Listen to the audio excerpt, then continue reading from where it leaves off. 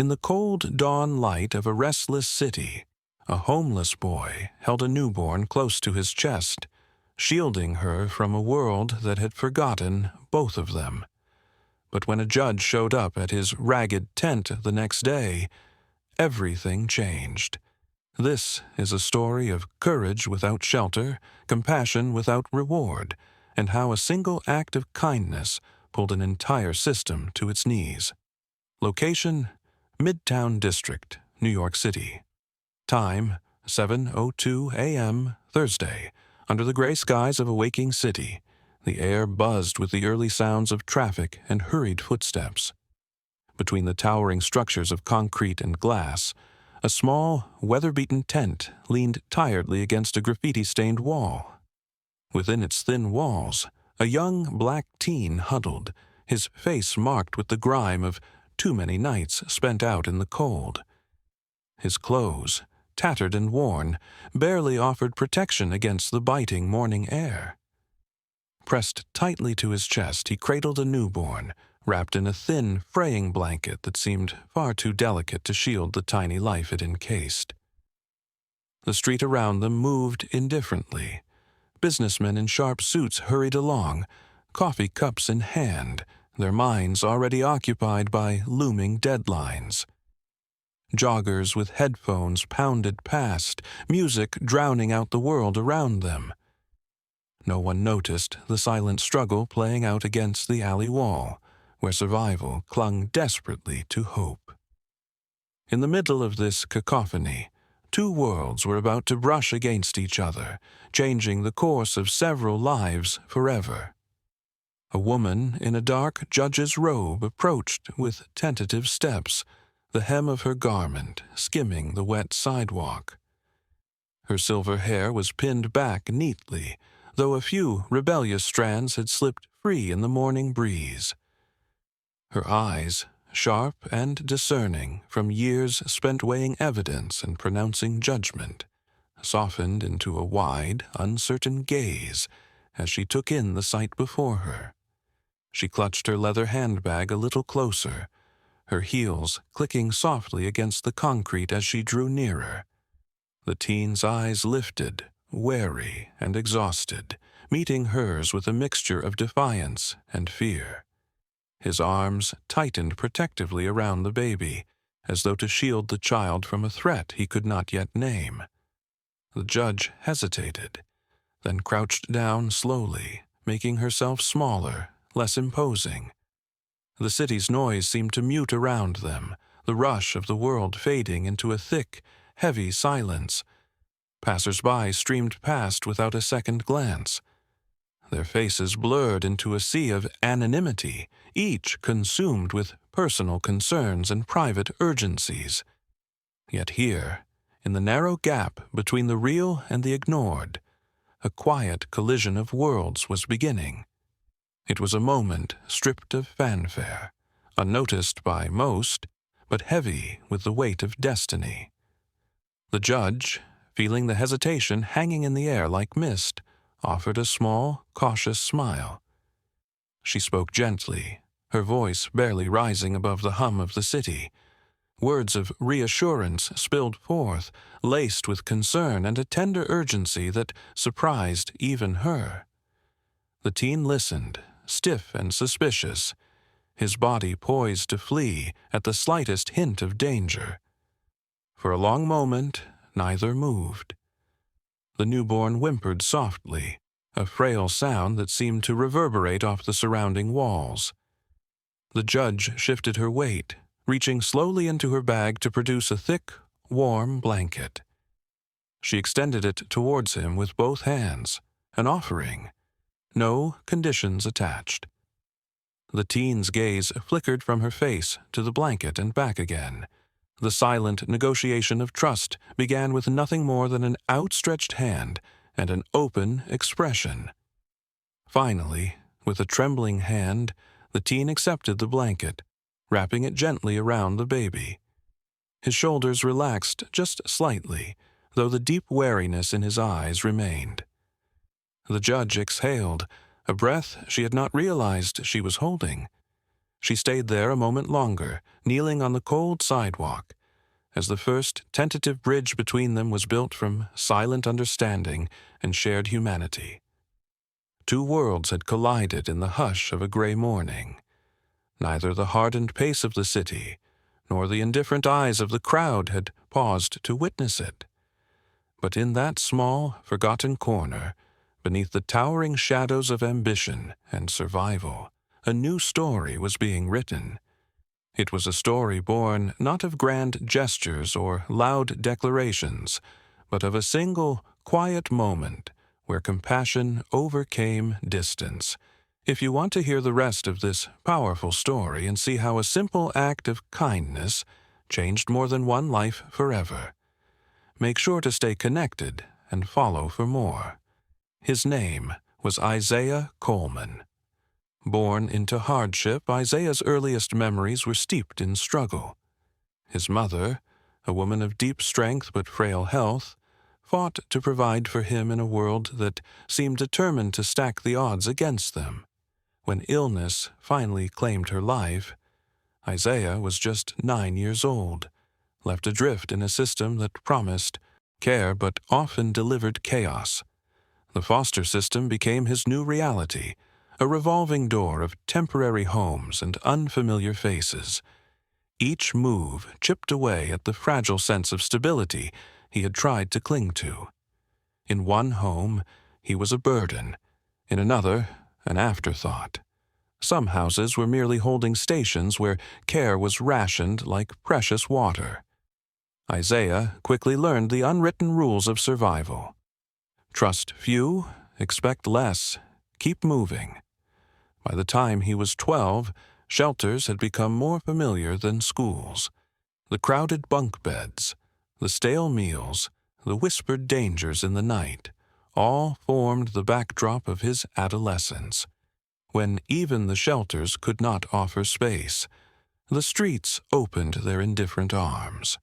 Sidewalks became bedrooms, and abandoned buildings offered scant shelter from rain and cold. Each day demanded resourcefulness. Each night tested his will. Despite the relentless grind of poverty and displacement, Isaiah never allowed bitterness to harden him. Where many built walls of anger, he built bridges of compassion. He fed stray cats and dogs with scraps he could barely spare. He shared the little he had with other homeless teens, dividing sandwiches into smaller pieces, offering jackets when someone else shivered harder than he did. His kindness became his armor against a world that often seemed void of it. By age 15, Isaiah had earned a reputation among those who knew the streets well. He was known as the boy who would rather go hungry than see someone else suffer. Older teens, who had long given up on hope, respected him for the light he carried in a place designed to snuff it out. Shelter workers and soup kitchen volunteers remembered his quiet thank yous and the way he always made sure others got their share before he took his. Pain was a constant companion, but so was his stubborn belief in goodness. Even when nights grew unbearably cold and his stomach ached with hunger, Isaiah found ways to keep kindness alive. It was his silent rebellion against a life that had taken so much from him. Every small act was a declaration. He would not be broken in the way the world had intended. He often carried a battered backpack filled with odd items he had collected. A cracked plastic toy he had found and cleaned for a younger shelter kid, a tattered book of poems, a threadbare scarf someone had knitted and given to him one particularly brutal winter. Each object was a fragment of a story, a reminder that even amid struggle, there was beauty to be found and shared. Isaiah had dreams once, ones he kept tucked deep inside, safe from the world's reach. Dreams of a warm home, of finishing school, of becoming someone who could reach back and lift others from the same depths he knew too well. Those dreams whispered to him on the loneliest nights, when hope felt like a fragile thread stretching across an endless darkness. The streets taught him to be cautious, but they never taught him cruelty. His guard was high, but his heart remained open. He knew the cost of caring in a world that prized indifference, yet he chose kindness anyway. Every stray dog he fed, every friend he sheltered, every hungry teen he shared a meal with, was a stone laid carefully in a fortress of compassion he was building around himself. Isaiah Coleman, homeless but never hopeless, walked the line between despair and defiance every single day. He built his world out of small mercies, holding on to the belief that even the smallest kindness could ripple outward, breaking through the hardest walls. Have you ever seen someone build a fortress of kindness in a world of cruelty? If Isaiah's journey moved you, stay tuned for more of his story and see how resilience and compassion can change not just one life, but many. It was close to midnight when the city seemed to exhale a colder, harsher breath. Isaiah Coleman, driven by a familiar ache in his stomach, wandered behind a restaurant in search of scraps. The alley was damp, lined with overturned bins, and the pungent smell of discarded meals. As he rummaged quietly, a faint, desperate cry cut through the stillness. Isaiah froze, every sense sharpening. The sound was fragile, barely rising above the hum of distant traffic. Moving cautiously, he followed the cry, heart pounding faster with each step. Tucked beside a dumpster, inside a torn, grimy cardboard box, was a tiny newborn. Her skin was bluish with cold, her small body trembling uncontrollably. The soiled blanket wrapped around her did little to protect her fragile form. Without a moment's hesitation, Isaiah pulled off his tattered jacket. It was the only real possession he had, worn thin but precious against the biting nights. He wrapped the baby tightly, cradling her against his chest, his body heat the only shield he could offer. The baby's cries softened slightly, responding to the immediate warmth and the steady beat of his heart. Instinct screamed at Isaiah to seek help, to run to someone in authority, to find an adult, a hospital, a shelter. Yet experience held him back. Isaiah had learned early that not every authority figure meant safety. The wrong person could separate them, report him, or worse. Trust was a luxury he could not afford, especially when it came to someone so vulnerable.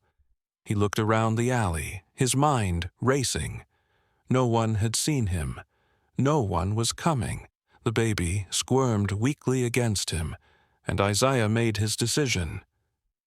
Turning away from the streetlights and security cameras, he tucked the infant closer and hurried back toward the small tent he called home. Inside the thin shelter of the tent, Isaiah laid down carefully, pulling the edges of his sleeping bag around them both.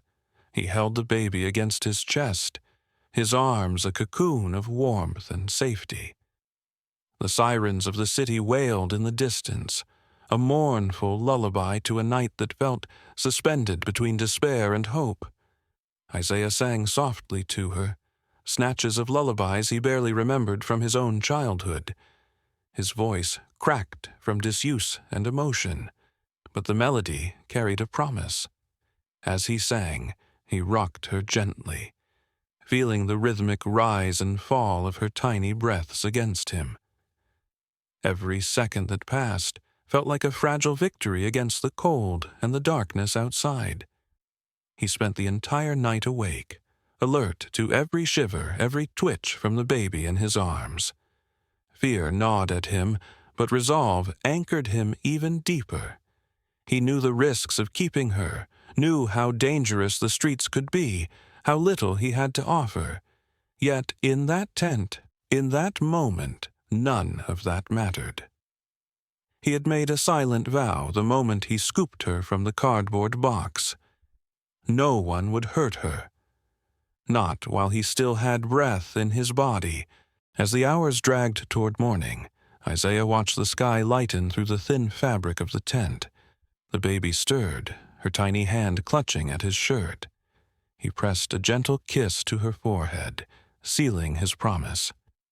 In a world that had taken so much from him, he had found something to protect, something worth every risk and every sacrifice.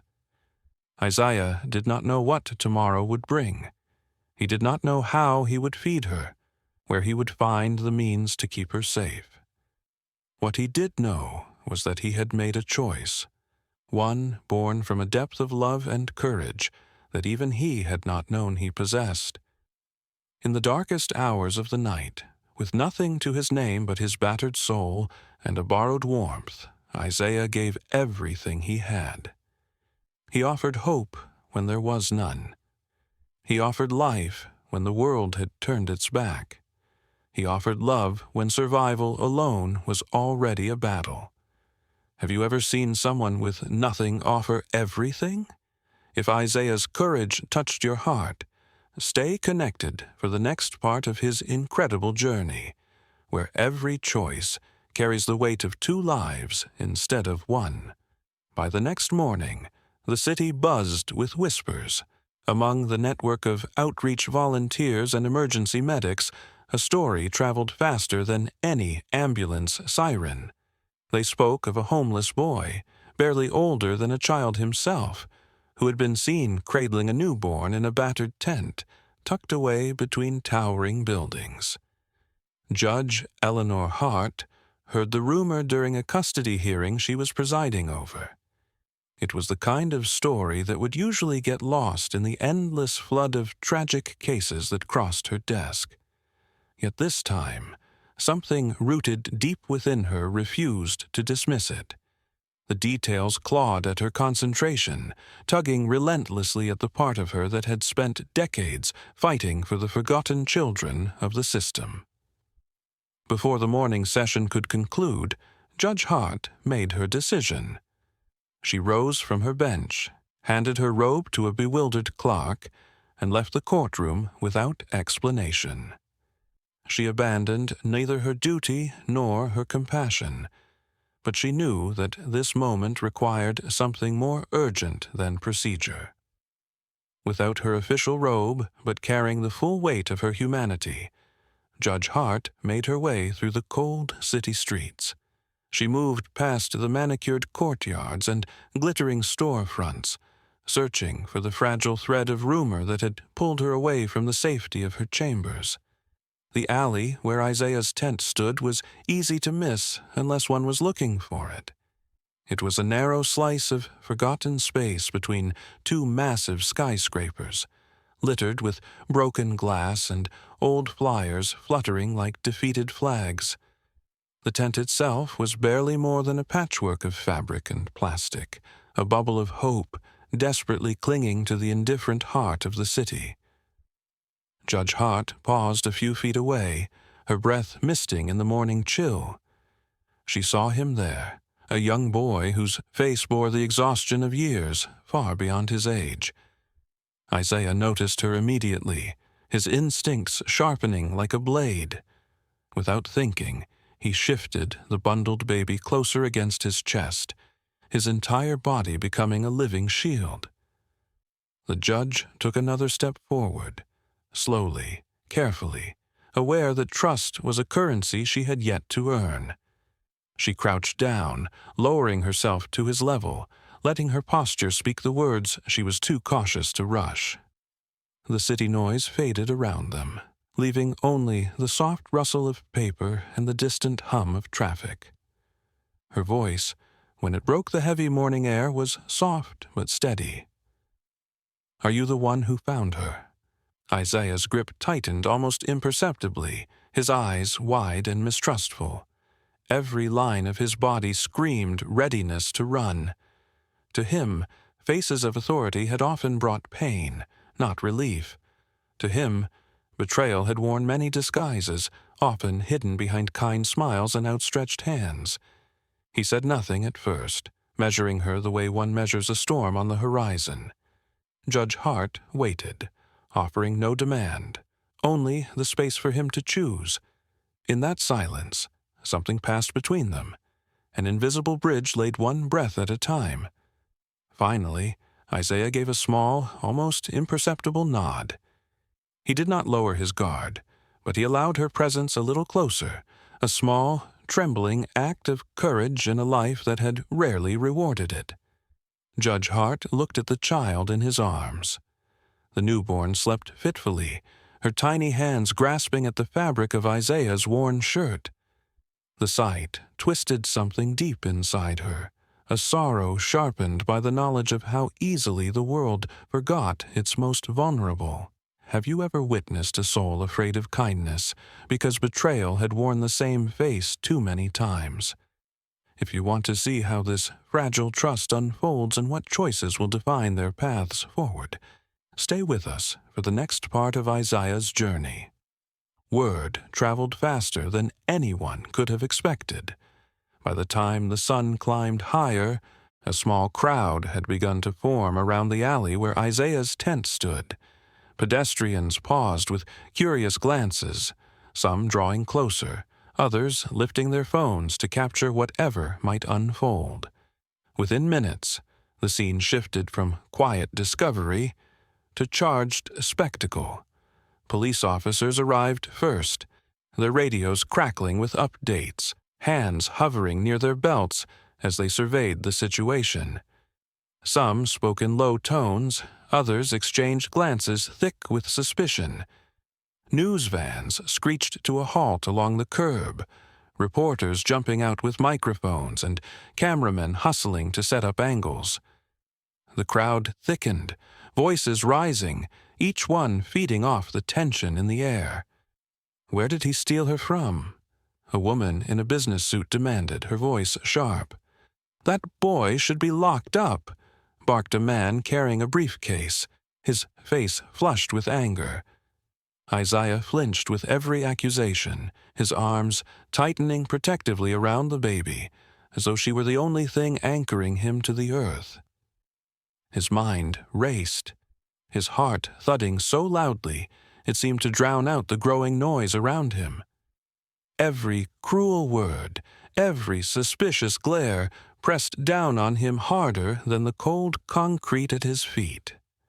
Judge Eleanor Hart stood firm, her figure a solitary tower amid the gathering storm. She had returned briefly to her car to retrieve her robe, pulling it over her shoulders like armor. Now it fluttered in the chilly morning breeze, a quiet symbol of authority and defiance. Without raising her voice, she lifted one hand into the air, palm forward. The effect was immediate. Conversations cut off mid-sentence. Reporters lowered their microphones. Police officers paused in their slow, deliberate movements. The air quivered with held breath. We listen first, Judge Hart commanded, her voice steady and unwavering. We accuse later. The silence she carved from the chaos was as heavy as stone. With deliberate slowness, she crouched once again before Isaiah, her movements careful and open. She was close enough now that Isaiah could see the creases around her eyes, the soft lines carved by years of seeing too much pain and refusing to look away. He searched her face for the familiar signs of deceit, the hidden traps he had learned to recognize too young. Judge Hart leaned in, her voice dropping to a whisper meant only for him. Tell me your story. Isaiah hesitated, every survival instinct screaming at him to stay silent, to run, to protect the tiny life in his arms by trusting no one. Yet something about her posture, her words, her presence made him pause. He glanced around the circle of faces, their expressions a mixture of suspicion, curiosity, and doubt. Only hers held nothing but patient hope. The baby whimpered softly, and Isaiah's grip tightened. He took a shuddering breath, steadying himself against the tide of fear. Slowly, haltingly, he began to speak. His words came out rough and low, shaped by too many nights talking only to himself. Have you ever seen a crowd thirsting for judgment, get hushed by one voice of reason. Stay with us to see how Isaiah's bravery will shape not only his future, but challenge the very system that failed him. Isaiah's voice, though trembling, rose clear against the heavy silence that had settled over the alley. His words unfolded the truth, raw and unpolished, as he recounted everything. He spoke of the faint cries that had pierced the night, of finding the newborn alone and shivering beside the dumpster. He described wrapping her in his only jacket, carrying her back to his makeshift tent, and spending the night whispering lullabies against the cold. The crowd listened, uneasy and shifting. At first, disbelief clouded their faces, a stubborn refusal to let go of suspicion. Yet Isaiah's sincerity was impossible to miss. His every glance toward the baby, his every word lined with fierce protectiveness, left little room for doubt. Volunteers who had worked the streets that night stepped forward. A medic who had passed through the area recounted giving Isaiah a clean blanket, thinking he was simply trying to keep himself warm. Another volunteer spoke of watching Isaiah at a nearby store, begging for formula instead of food for himself. The grocer, a heavy-set man with tired eyes, confirmed it. He had turned Isaiah away, assuming some scam, but now stood ashamed beneath the weight of the boy's honesty. The police officers, once stiff with suspicion, moved methodically now. They accessed surveillance footage from nearby stores and traffic cameras. One clip, grainy but clear enough, surfaced quickly. It showed Isaiah behind the restaurant approaching the dumpster hesitantly. The footage captured the exact moment when Isaiah, with heartbreaking tenderness, lifted the newborn from the cardboard box and cradled her to his chest. The images played out on a small police tablet held aloft for the crowd to see. Gasps rippled through the bystanders, a visible shudder of collective shame and realization. Meanwhile, officers had checked missing infant reports. It did not take long to match the baby in Isaiah's arms to a report filed just hours earlier. The mother, battling addiction and despair, had abandoned the child behind the restaurant, too overwhelmed to know what else to do. Isaiah had not stolen a life. He had saved one, plucking it from the edge of certain death. One by one, the accusations that had filled the air evaporated. Murmurs of thief and criminal were replaced by stunned silence and lowered eyes. The crowd that had thirsted for judgment found themselves facing a far harsher truth. They had been ready to condemn a boy whose only crime had been compassion. Judge Hart, standing protectively over Isaiah, watched as realization dawned in every direction. She saw it in the sagging shoulders of the officers, in the reporters who lowered their cameras, in the pedestrians who shifted awkwardly from foot to foot. A city so quick to judge had almost trampled its own hero. Isaiah clung to the baby still, though now there was no need for defense. His arms had become her world, her only certainty in a city that had tried to strip them both of dignity. Tears welled in his eyes, not from fear now, but from the overwhelming release of tension and the tidal wave of emotions he had kept dammed for so long. Judge Hart crouched beside him once more, placing a steady hand on his shoulder. She spoke quietly, only for him. "You are not alone anymore." Around them, the city continued its relentless movement, but here, in this small alley carved from neglect and noise, something extraordinary had happened. Prejudice had peeled away under the heat of undeniable compassion. A boy with nothing had offered everything. A newborn had been given a second chance, and a judge, hardened by years of seeing too much sorrow, had witnessed a miracle stitched together from courage and love. Have you ever seen prejudice peel away under the heat of undeniable compassion? Follow along to witness how Isaiah's story continues to challenge the heart of a city that almost failed him entirely. Judge Eleanor Hart did not wait for the machinery of bureaucracy to creak into motion. Standing firm in the alley, she pulled out her phone and began issuing orders. With a voice sharp from years on the bench, but fueled now by a rare, fiery urgency, she summoned emergency custody hearings for both Isaiah and the baby. City officials, still shaking off the fog of their early assumptions, scrambled to respond. Special advocates for children were called from their homes, medical teams were dispatched to the scene, and arrangements began immediately for placement into a safe, loving environment. Judge Hart made it clear to everyone within earshot that hesitation was not an option. Isaiah, clutching the baby tightly against him, watched with wide, uncertain eyes. His instincts still warned him to run, to brace for betrayal. His experience taught him that when adults swarmed around him, it usually ended with loss. Yet this time, the tide felt different. There was no talk of handcuffs or accusations. No one tried to tear the baby from his arms. Instead, they worked with a determination that seemed directed at saving both of them. A nurse approached carefully, her hands open and her expression soft. She knelt beside Isaiah and offered a gentle smile. "Can I help you keep her warm until we get somewhere safer?" she asked.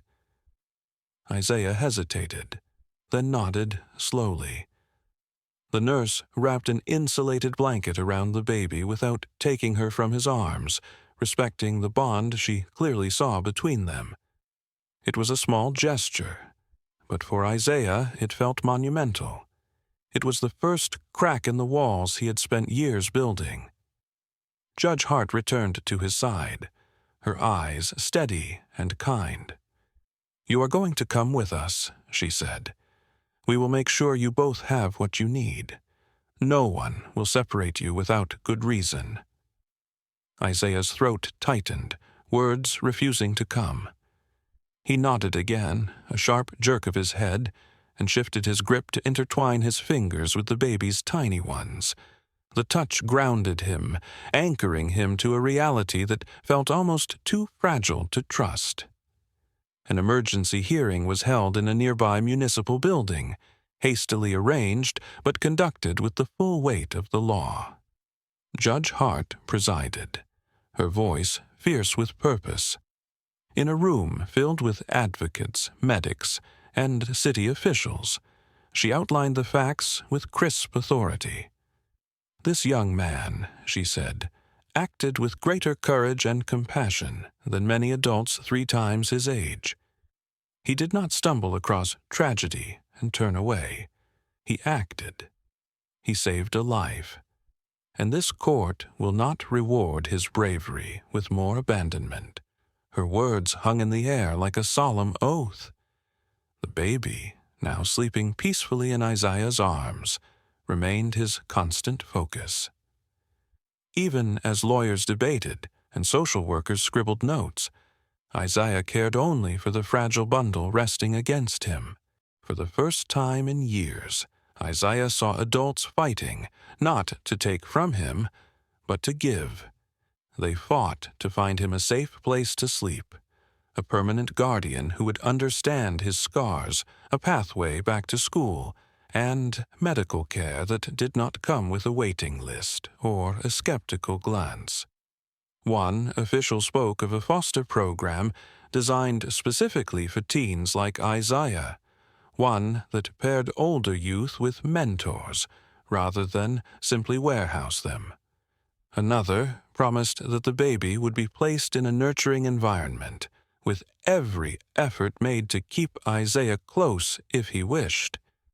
The conversation was no longer about what to strip from him. It was about what they could build around him. Isaiah tightened his hand around the baby's tiny fingers. A shiver of hope slid through him, unfamiliar but welcome. It seeped into his guarded heart like sunlight through a cracked window, tentative but persistent. When the hearing ended, Judge Hart approached him once more. "You are not invisible, Isaiah," she said. "Not anymore." The boy, who had spent so long surviving in the shadows, found himself, for the first time, stepping into the light. Have you ever seen justice move at the speed of mercy? Stay close to see how Isaiah's journey toward healing unfolds, and how one act of kindness can change the destiny of many.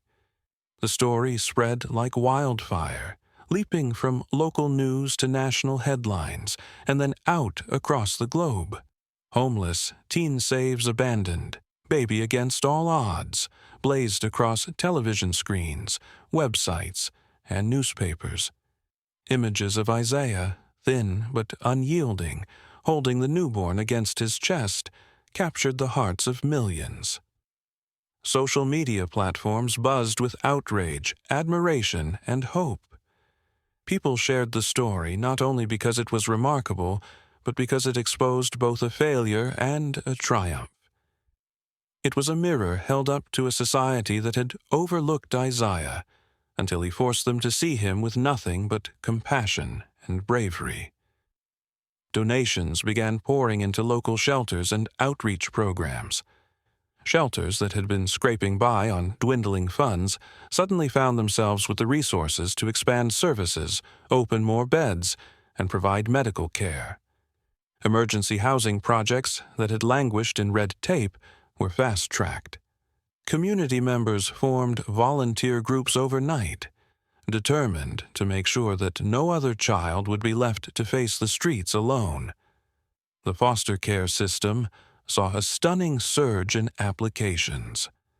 Families who had never considered fostering now lined up to offer their homes. Isaiah's case alone broke city records for interest in providing not just temporary shelter but permanent, loving environments. Judges, social workers, and child advocates marveled at the outpouring and began to re-examine the barriers that had kept so many children like Isaiah trapped in cycles of despair. Inspired by Isaiah's courage, a group of philanthropists launched a scholarship fund called Hope's Legacy, named in honor of the baby whose life he had saved. The fund was designed to support homeless youth in pursuing education, job training, and secure housing. Within weeks, the scholarship raised millions. Isaiah was its first recipient, a living symbol of what belief and opportunity could achieve. Letters and messages from around the world flooded the city offices.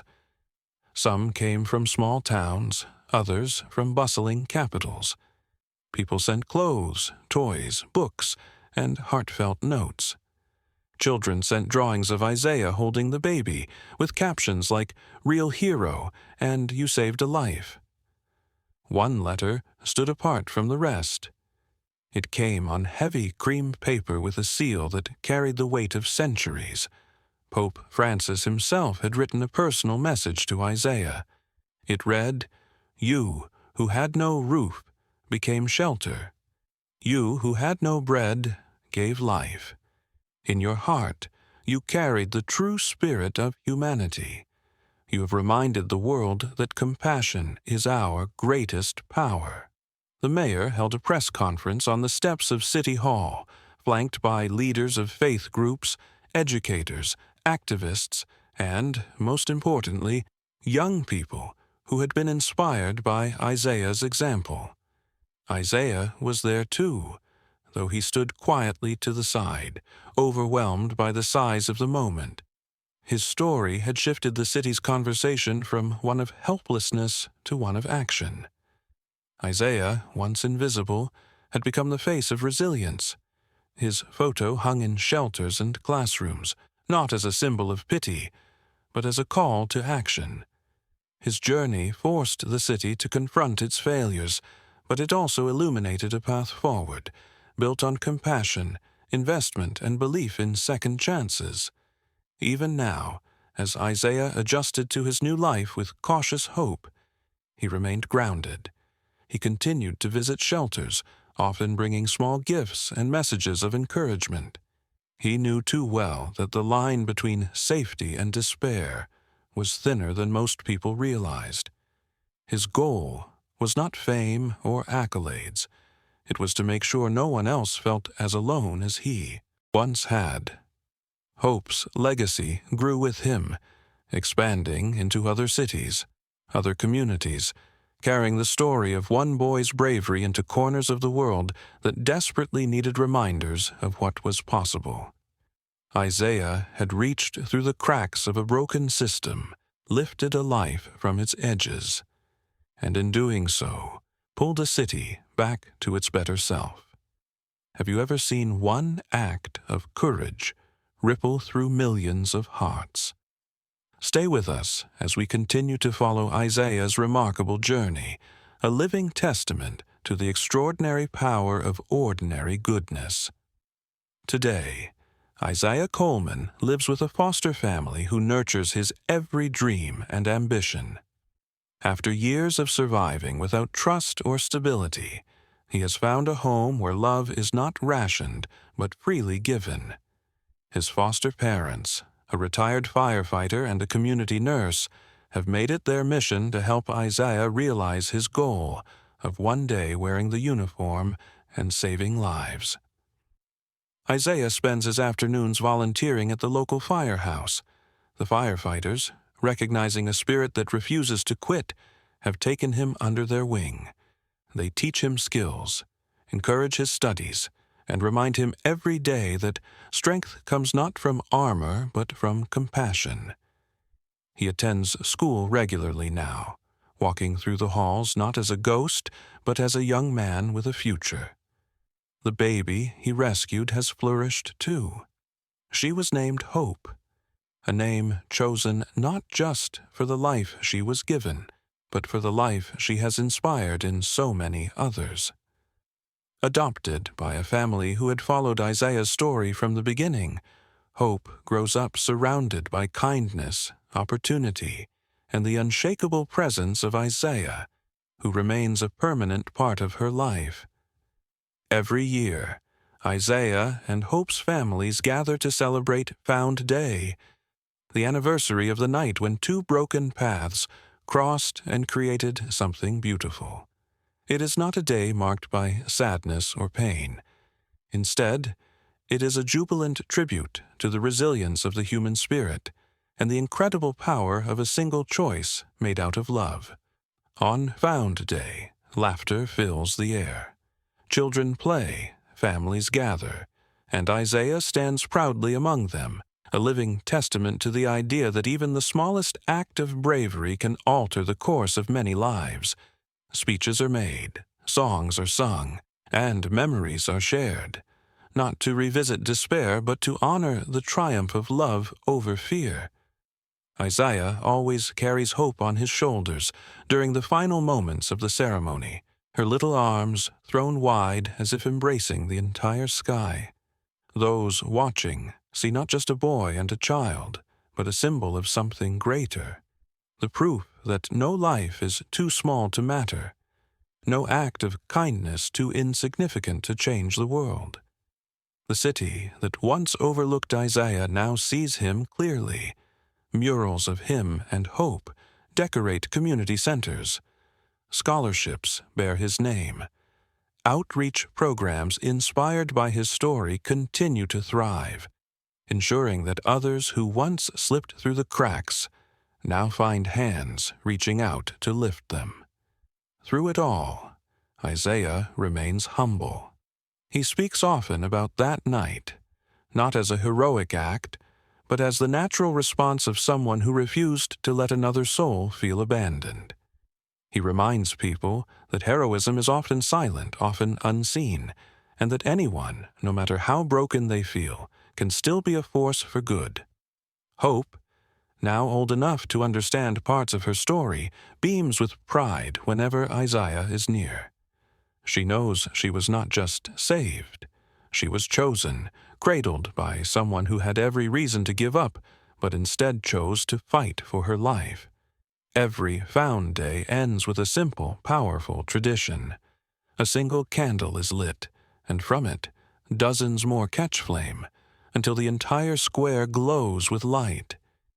Each flickering flame represents an act of kindness, a choice to believe in goodness, a seed of change planted with hope. And at the center of it all stands Isaiah Coleman. His shoulders are broader now, his eyes still carrying the echoes of all he has endured, but also the brilliant gleam of dreams within reach. He stands there, holding hope's hand, a beacon for anyone who ever wondered if their kindness could matter.